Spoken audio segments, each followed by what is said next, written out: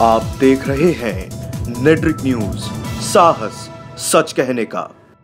देश आजादी के जश्न में डूबा हुआ है और राजनेता राजनीति में। हमारे संवाददाता वाजिद अली ने कुछ नेताओं से आजादी को लेकर बात की शहीदों के बारे में।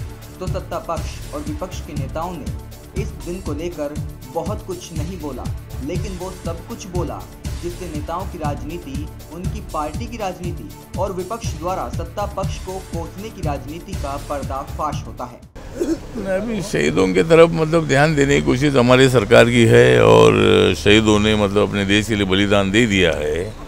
प्रधानमंत्री जी इस संबंध में बहुत बड़ी सीरियस है और अगर कोई किसी का प्रॉब्लम होगा तो ज़रूर वहाँ हम ध्यान दे देंगे और शहीदों को जिस तरह उन्होंने अपने देश के लिए बलिदान दे दिया है, कुर्बानी दे दिया है, तो उनके फैमिली की तरफ जरूर हमारी सरकार का ध्यान है और हम ज़्यादा से ज़्यादा ध्यान देने का प्रयत्न करेंगे। हाँ, तो 15 अगस्त के मौके पर हम संदेश को देना चाहेंगे तो भारत देश बाबा साहब अम्बेडकर जी के संविधान पर चलता है। यहाँ हिंदू हो, मुसलमान हो, सिख हो, ईसाई हो, बुद्धिस्ट हो, जैन हो, लिंगायत हो, सभी धर्म के लोगों ने, सभी भाषा के लोगों ने एक साथ रहना है और भारत को मजबूत करने के लिए हम कोशिश करेंगे। भारत की गरीबी हटाने के लिए, यहाँ के आम आदमी को न्याय देने के लिए, यहाँ का जो स्वच्छता अभियान जो उसको बड़े मजबूती से आगे ले जाने के लिए और इस देश में उद्योगों को ज़्यादा से ज़्यादा प्राधान्यता देकर अपने देश के बेरोजगारों को रोजगार ज़्यादा से ज़्यादा मिले,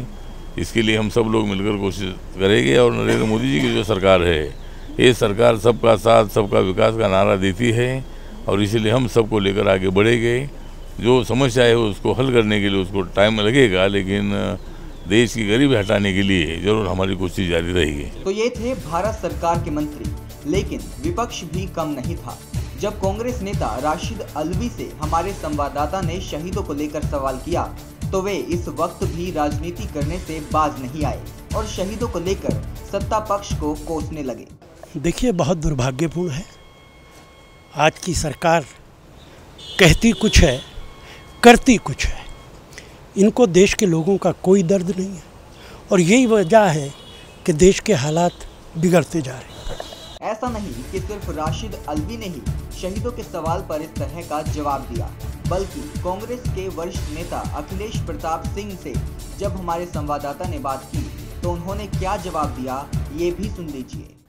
ये बात सही है कि जो हमारे शहीद सीमाओं पे जांबाज लोग हो रहे हैं, उनके परिजनों की कई शिकायतें आई हैं कि सरकार उनके तरफ ध्यान नहीं दे रही है।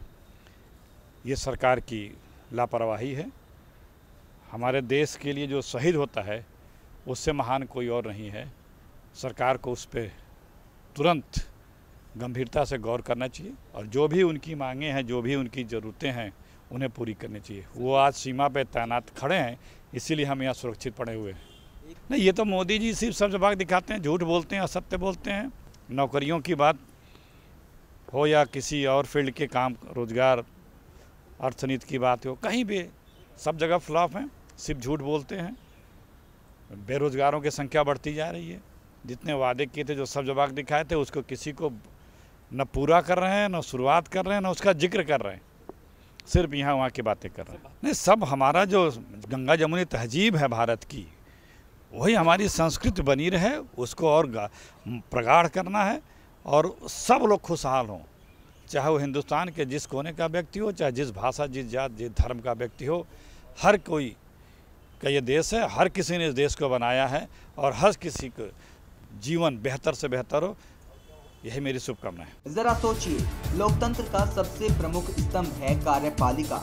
अगर ये नेता ही ऐसे नाजुक लम्हों पर राजनीति करेंगे तो देश कैसे विकास करेगा?